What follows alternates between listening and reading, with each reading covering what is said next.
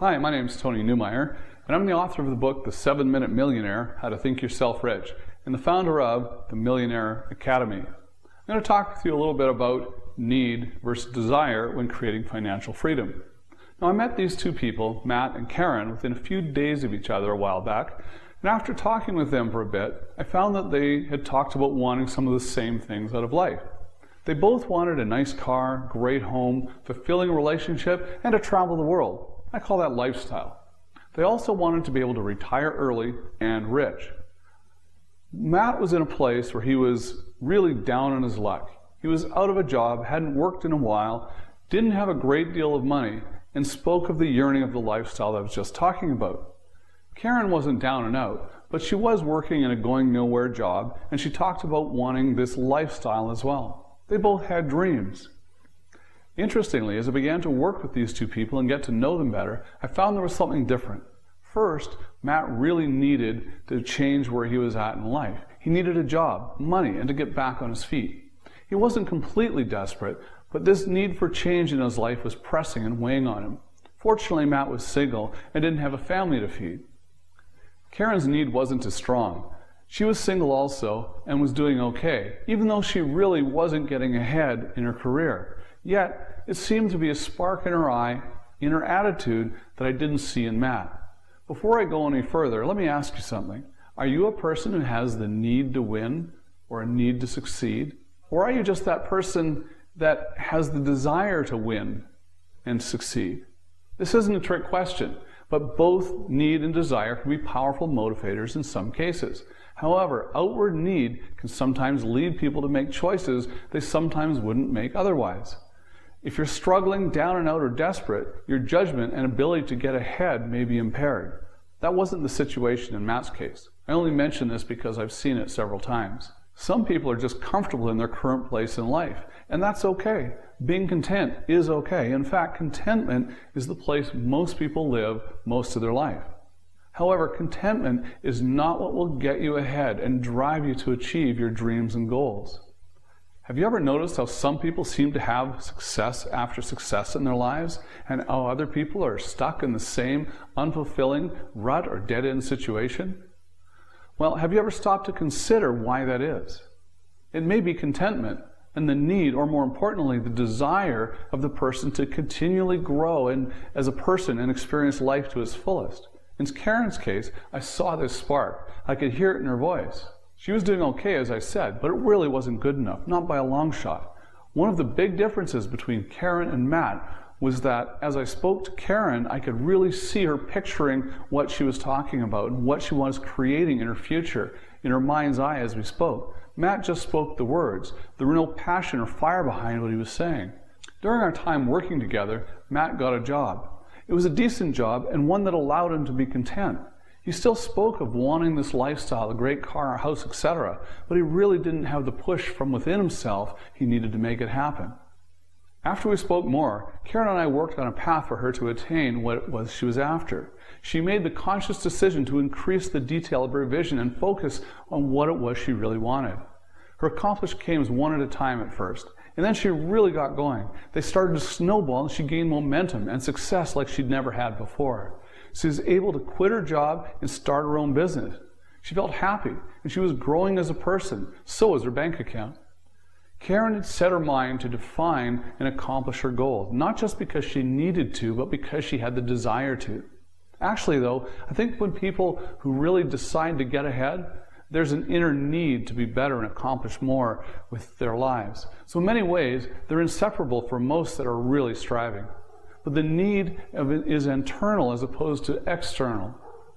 There are many examples of this all around us. People that come from nowhere, the poorest parts of towns that go on to create amazing things. Like my friend Jay Massey, a real estate guru. He was homeless at one time and now owns literally hundreds of properties. He had the need, but he wasn't content with just having his head above water. He wanted more, a lot more.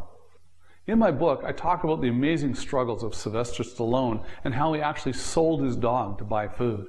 Now, being a total dog lover, I know how difficult that must have been. If you're a dog lover, you'll understand too.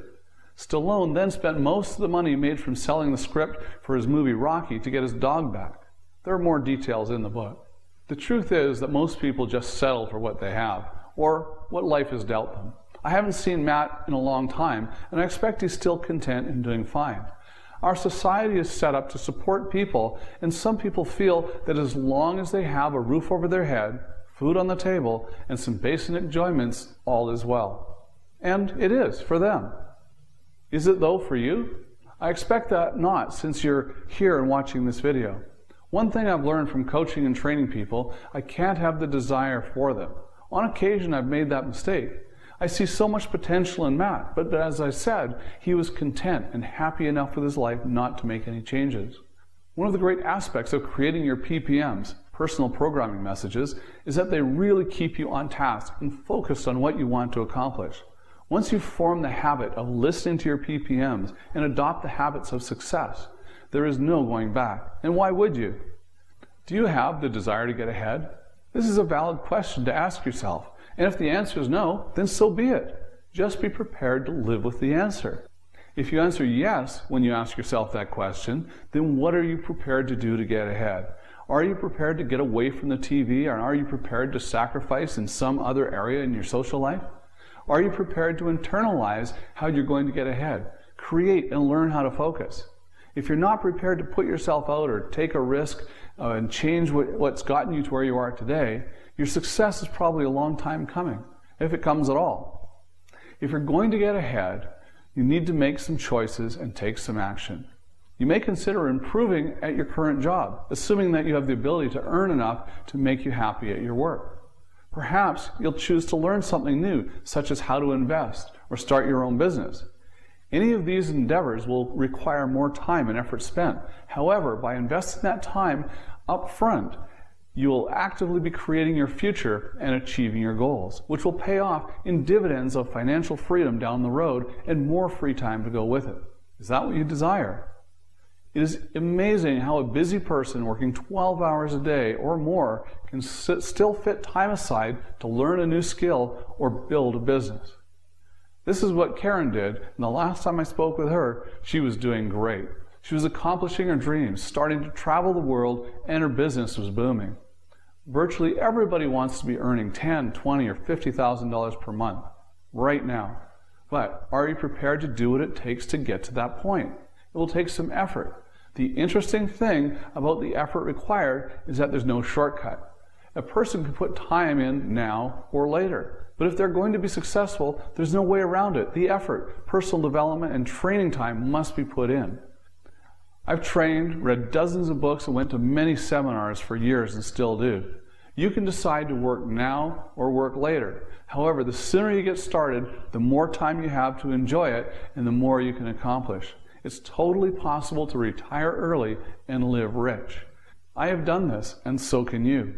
One of the things I learned from sales trainer Tom Hopkins during my real estate career was to always do the most productive thing at any given moment, which essentially means taking charge of what you need to be done right now to move you in the direction of your goals and aspirations you have. Paperwork, planning, goal setting, all very important, but should not be done during prime working time. They should be scheduled during the slower times, 4 in the morning, let's say. If you decided it's time to take charge of your life like Karen did, then do it. Take action, take a course, read a book, and start your personal journey to the success that you are after. In conclusion, if you have the desire as your #1 inspiration, and preferably a red-hot burning desire for freedom and independence, you have a better chance of getting there. Getting some help along the way can dramatically reduce the time involved in getting you there as well. So below, tell me the sacrifice you are making today to change the direction of your life. Tell me what it is you desire. I love hearing people's thoughts about where they are today and where they're going and changing their lives. So post a note and tell me your thoughts about this article. Thank you.